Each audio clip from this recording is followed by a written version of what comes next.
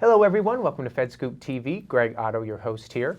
Welcome to our Public Sector Innovation Priority Series, and I'm talking with Pat Gelsinger, the CEO of VMware. Thanks for joining us today. Hey, my pleasure. Great to be here.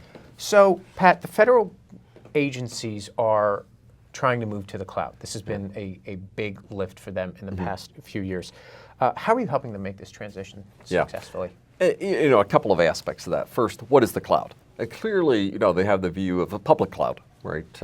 Amazon, Microsoft, et cetera. Right. But we would say moving to the cloud is actually moving to the cloud on-premise and off-premise, right, and being able to tie those together. So turn your existing data center into a private cloud, really have all of those same sort of scalability, automation, right, consumption characteristics on-premise, but also enable the public cloud, right? This extraordinary explosion of resources and Amazon's, Microsoft's, et cetera, and really bring those two worlds together. So what we're doing is helping them build private clouds, right? We're embracing Amazon, IBM. We've announced big partnerships with both of them, and then stitching the two together. And that's really the magic piece of this, because the problem with, quote, moving to the cloud is I got to refactor my application.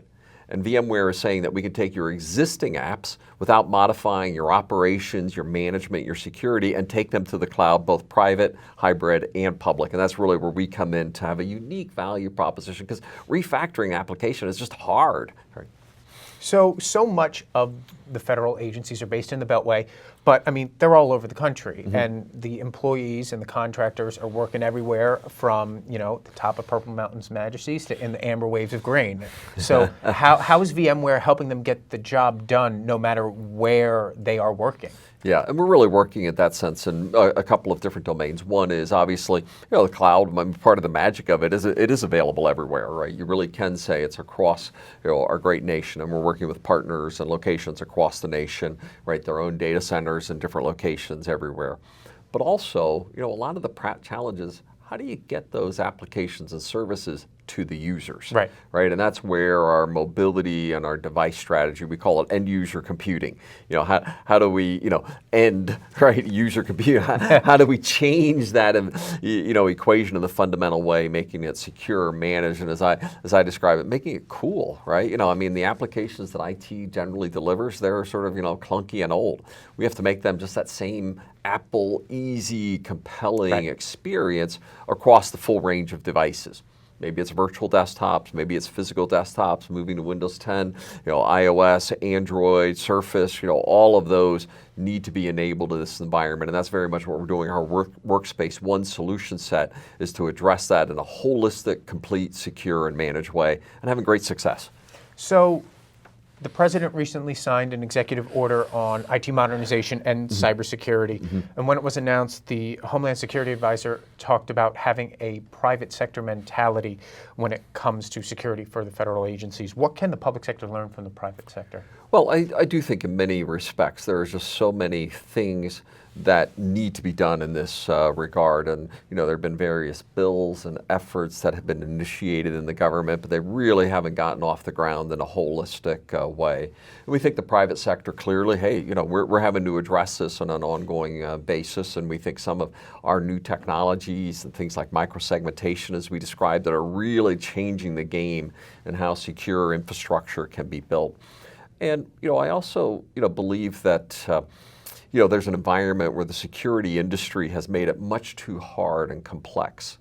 And I describe my cyber hygiene, agenda, that if you do these 5 things and you just do those really well, you would not have been Anthem, Target, Sony, OPM, or the latest WannaCry.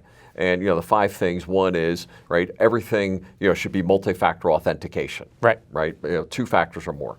Second, everything needs to be encrypted. All data needs to be encrypted, and if I exfiltrate your data, I got a bag of encrypted bits if I don't have the keys. Right. Third, everything needs to be microsegmented. Right?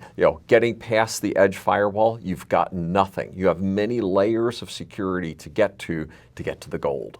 right? Fourth, everything has to be software upgraded and automated, patched and current, right? And many of the government systems, I mean, not only are they out of maintenance, they're end of life. Right, So, right. We're talking about XP here. Yeah, right. You got to bring a modern environment that things are upgraded, secured, right, on an ongoing basis. And that patch upgrade cycle, that was one cry. And finally, number 5 is a constant education process.